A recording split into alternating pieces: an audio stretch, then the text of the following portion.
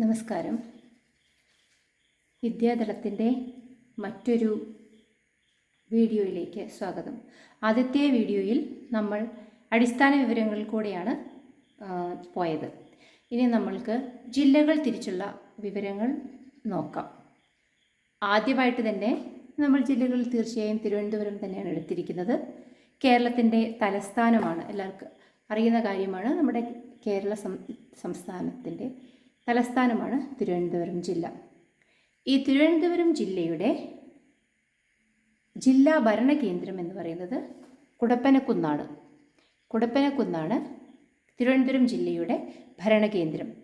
സംസ്ഥാന ജനസംഖ്യയുടെ 9.88% തിരുവനന്തപുരം ജില്ലയിലാണ്. തിരുവനന്തപുരം ജില്ലയിലെ ജനസംഖ്യ എടുത്തു കഴിഞ്ഞാൽ അത് കേരളത്തിലുള്ള ജനസംഖ്യയുടെ 9.88% വരും.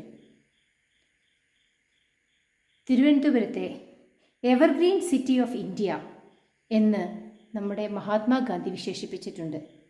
നിത്യഹരിതഭമായ ഒരു പട്ടണം, അതാണ് തിരുവനന്തപുരം. ഇന്ത്യയുടെ തന്നെ വിവര സാങ്കേതിക വിദ്യയുടെ ഹബ്ബാണ്, IT ഹബ്ബാണ്.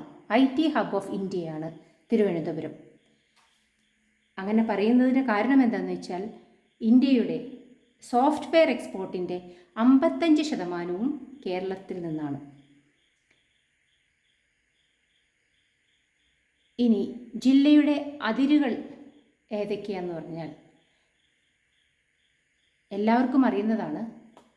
തിരുവനന്തപുരം ജില്ലയുടെ വടക്കായിട്ട് കൊല്ലം ജില്ലയാണ് വരുന്നത്. അതിൻ്റെ തെക്കായിട്ട് എന്നെന്ന് വടക്ക് ഉദ്ദേശിച്ചാണ് എന്നെന്ന് കൊടുത്തിരിക്കുന്നത്. കൊല്ലം ജില്ലയാണ് വടക്കായിട്ടുള്ളത്. സൗത്തിൽ, അതായത് തെക്ക്, കന്യാകുമാരി, തമിഴ്നാട് സംസ്ഥാനത്തിൻ്റെ കന്യാകുമാരി ജില്ലയാണ് വരുന്നത്. അതുപോലെ തന്നെ തിരുവനന്തപുരം ജില്ലയുടെ കിഴക്ക് ഭാഗത്തായിട്ട് തമിഴ്നാട് സംസ്ഥാനത്തിൻ്റെ തിരുനെൽവേലി ജില്ലയാണ് വരുന്നത്. അതുപോലെ പടിഞ്ഞാറായിട്ട് അറബിക്കടലുമാണ് അതിരുകൾ. തിരുവനന്തപുരം ജില്ലയുടെ അതിരുകൾ എന്ന് പറയുന്നത് വടക്ക് കൊല്ലം, തെക്ക് കന്യാകുമാരി ജില്ല തമിഴ്നാടിൻ്റെ, കിഴക്ക് വശത്തായിട്ട് തമിഴ്നാടിൻ്റെ തിരുനെൽവേലി ജില്ല, പടിഞ്ഞാറ് ഭാഗത്തായിട്ട് അറബിക്കടൽ. ഇനി നമുക്ക് അതിൻ്റെ തിരുവനന്തപുരം ജില്ലയുടെ ഒരു മാപ്പുകളൊന്ന് നോക്കാം. കേരളത്തിൻ്റെ തെക്കേ അറ്റത്തായിട്ട് ഉള്ള ജില്ലയാണ് തിരുവനന്തപുരം. നമുക്കിവിടെ നോക്കിക്കറിയോ, ചുവന്ന കളറിൽ കാണിച്ചിട്ടുണ്ട്. നേരത്തെ നമ്മൾ പറഞ്ഞ പോലെ തന്നെ ഈ ഭാഗം അറബിക്കടലാണ്. പടിഞ്ഞാറ് ഭാഗം തെക്ക് വശത്തായിട്ട് വരുമ്പോൾ ഇത് തമിഴ്നാടിൻ്റെ ഭാഗങ്ങളാണ് ഈ കാണുന്നതെല്ലാം. ഇതെല്ലാം തമിഴ്നാട് ഭാഗമാണ്. വടക്ക് വശത്തായിട്ട് കൊല്ലം ജില്ലയാണ്, കേരളത്തിലെ തന്നെ കൊല്ലം ജില്ല. കിഴക്ക് ഭാഗത്തായിട്ടും തെക്ക് ഭാഗത്തായിട്ടും തമിഴ്നാടിൻ്റെ ഭാഗങ്ങളാണ്. നമ്മൾ നേരത്തെ പറഞ്ഞ പോലെ തിരുനെൽവേലി ജില്ല, തമിഴ്നാടിൻ്റെ തിരുനെൽവേലി ജില്ലയാണ് ഈ ഭാഗത്തായിട്ട് വരുന്നത്. ഇവിടെ കന്യാകുമാരി ജില്ലയുമാണ് വരുന്നത്. നമുക്കതിൽ വേണമെങ്കിൽ കാണാൻ പറ്റും. പ്രധാനപ്പെട്ട കൊല്ലമായിട്ട് അതിർത്തി പങ്കിടുന്നത് കാപ്പിൽ ബീച്ചിൻ്റെ ഈ ഭാഗത്തായിട്ടാണ് കാപ്പിൽ ബീച്ച്. ഇതാണ് കൊല്ലവും തിരുവനന്തപുരവും തമ്മിലുള്ള അതിർത്തി.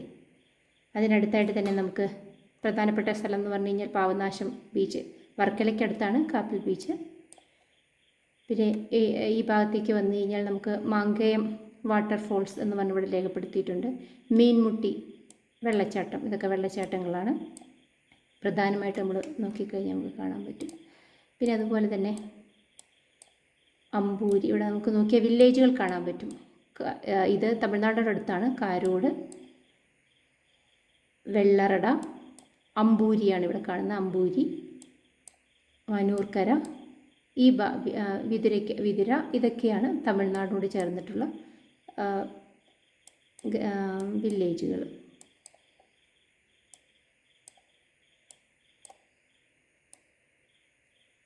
ഇതിൽ നമുക്ക് പെട്ടെന്ന് നോക്കിക്കഴിഞ്ഞാൽ കാണാൻ പറ്റും. ഷൺമുഖം ബീച്ച്, വലിയതുറ ബീച്ച്, പള്ളിപ്പുറം,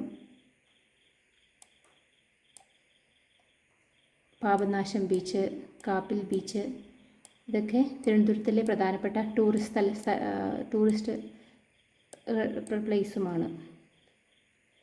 വിനോദസഞ്ചാര കേന്ദ്രങ്ങളായിട്ട് പറയാം. ലൈറ്റ് ഹൗസ് ബീച്ച് ഇതൊക്കെ ഇവിടെ കാണാൻ പറ്റും.